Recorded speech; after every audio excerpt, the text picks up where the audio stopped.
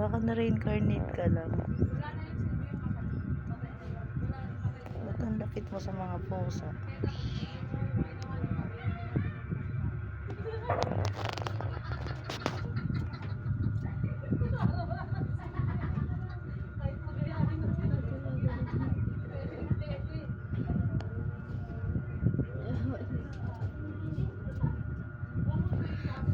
Paano kapag pusa ka pala dati ko?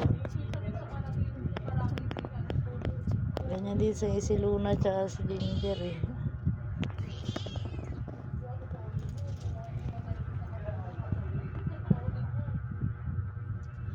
Para ka nakikipaglaro sa anino.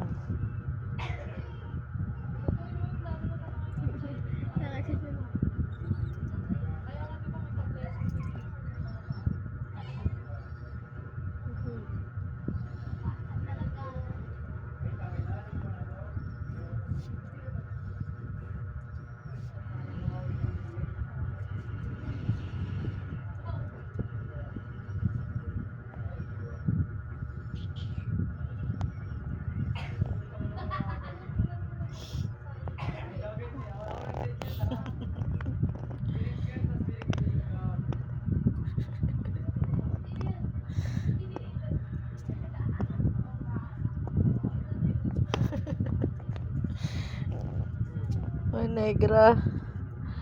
Anong ginagawa mo kay Gagan?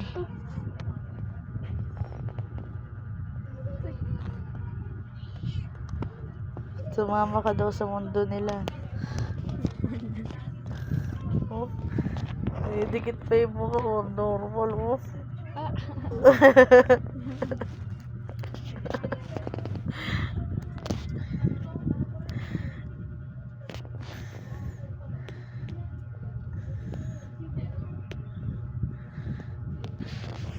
Luna, baka nanganak ka ha.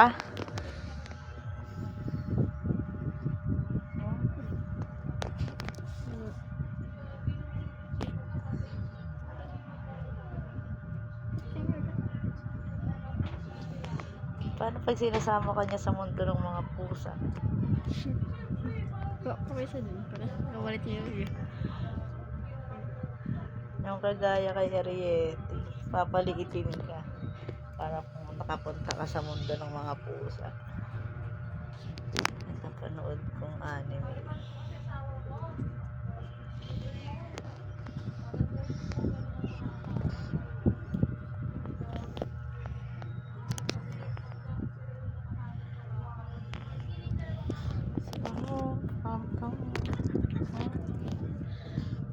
Pigisa ako ah.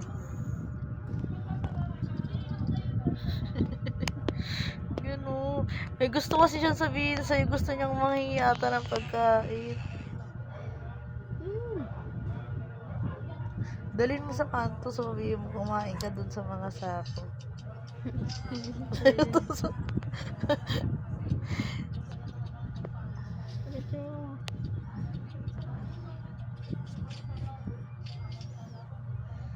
Bili ka ng cat ko dalagang 20.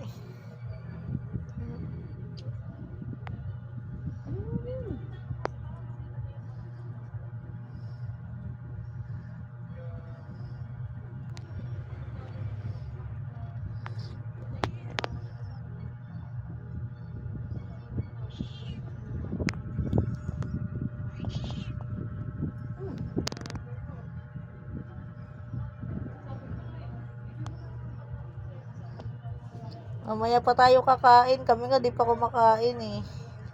Wala namatay.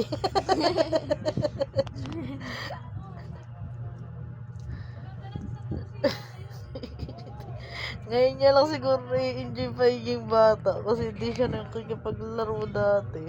Oh.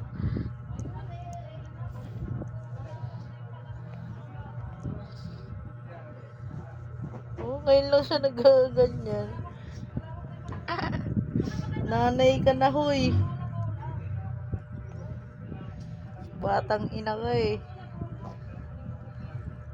Hoy, nanay ka na. Pinatay mo mga anak mo eh. Ganda pa man din ang anak na yun. Parehas itim.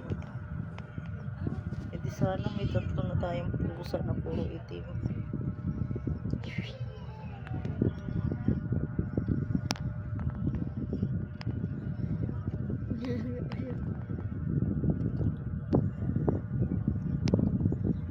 Ito yung mukha niya lagi masungit.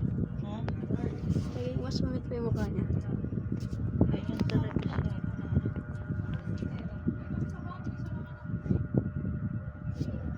Kaya pala siguro matandaan na yan. Lagi ko yan nakabutan nakahiga dito eh. Gusto niya nang maranasan yung buhay ni Oreo.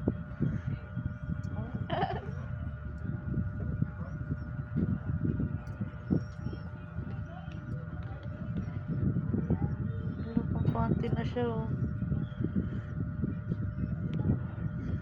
Ba't ang lapit mo sa pusa agad? Baka dati kang tinik. Hindi. Baka dati kang isda. Gusto ka lang nilang kainin. Feeling mo nilalaro ka niya. Sabi niya, inuutosan kita. Oh, gago. Baka akala niya isda. Oh. Oh.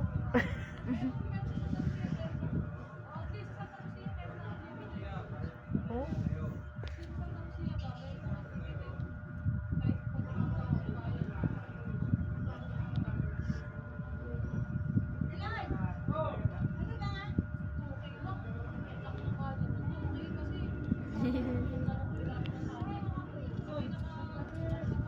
Masugod ka nga. Oh.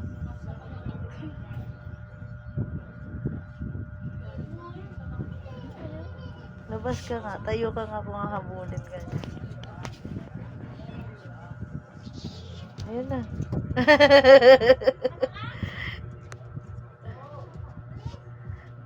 Gan, bigyan mong kanin.